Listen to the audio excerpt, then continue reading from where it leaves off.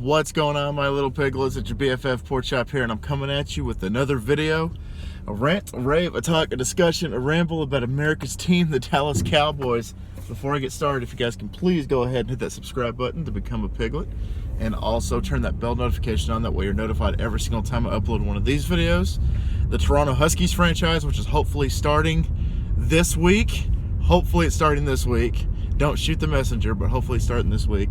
And any other video I decide to do, Chris and I's pick 'em, life update, work updates, stuff like that. If you guys can do that, I would greatly appreciate it. All right, anyway, so the victors, the 3-0 Dallas Cowboys, beat the Miami Dolphins yesterday afternoon in Jerry World. And the Dolphins, that first half, man, they were giving us a game. They were staying in it. They were trying to play upset. And I kind of told you guys that my only concern for this game is that it could be a trap game. And for those of you that don't know what a trap game is, it's a game where you're supposed to win by an astronomical amount, and then the team comes in there and punches you in the mouth and you don't know what to do about it.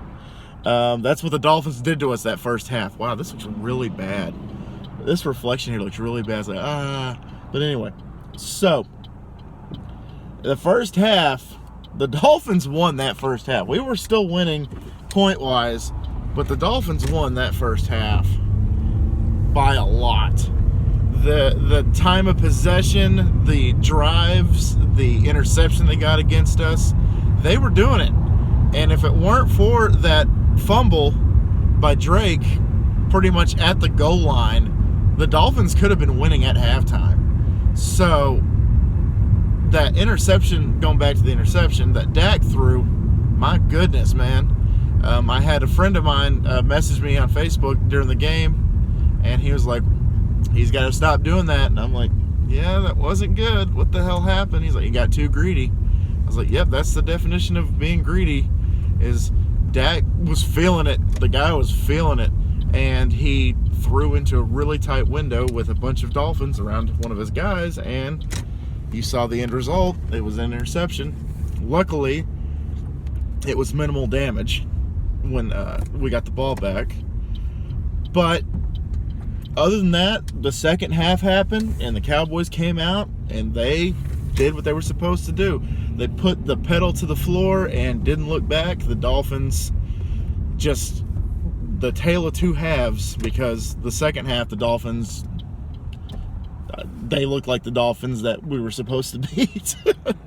And it pains me to say that because I actually like the Dolphins. But going back to that on Facebook, that Felipe guy, I don't know if you guys know who I'm talking about, but there's a guy on Facebook that anything that the NFL has posted about the games or about the Cowboys or the Dolphins, it doesn't matter who, he has been commenting, Dolphins fan here, we're going to upset the Cowboys. Dolphins fan here, we're going to win 44-3. Dolphins fan here, I got my Dolphins tattoo on my back, and, just all kinds of just weird, random crap.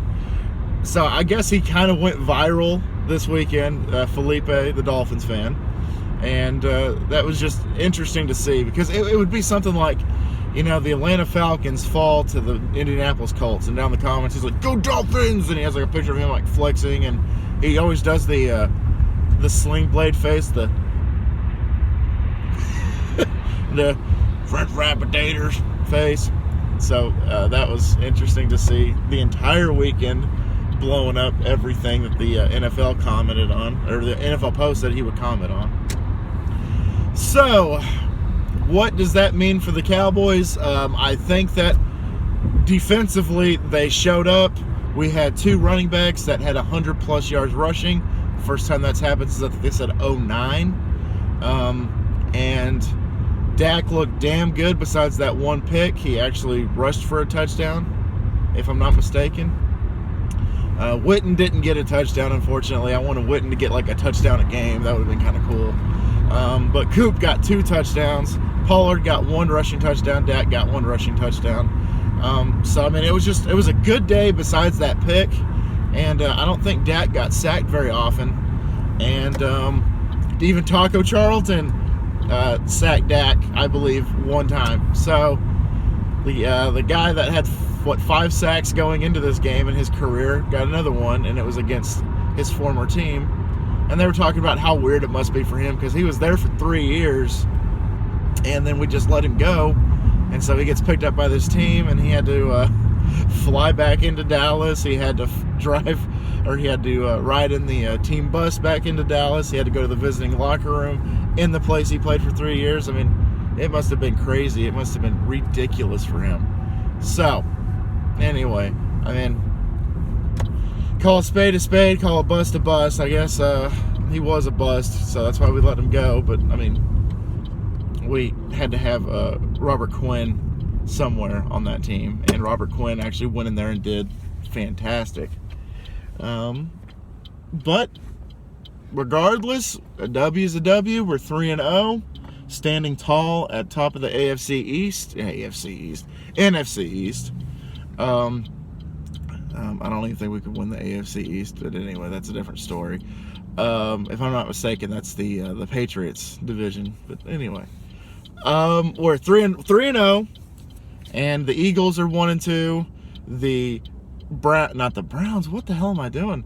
The Eagles are 1-2. The Giants are 1-2, and I believe that the Redskins, they're 0-2, but they play tonight. So we will see what happens with them. It might be a 3-0 and 2, or a 3-0 and then 3 1-2s. That would be kind of cool. That'd be kind of interesting to see. But anyway, guys, moving on to the Saints.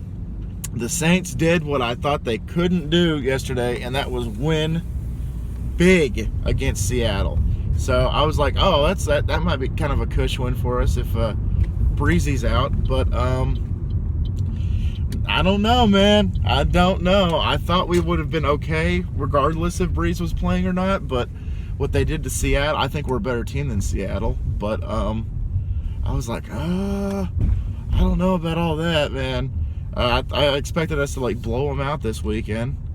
But I guess we're going to have to wait and see. But anyway, that's another video topic that I'll be doing with the podcast. Chris and I do apologize for having the podcast out late again this week. It's just been a crazy, crazy week. Crazy 7 days for me during my work life and my home life.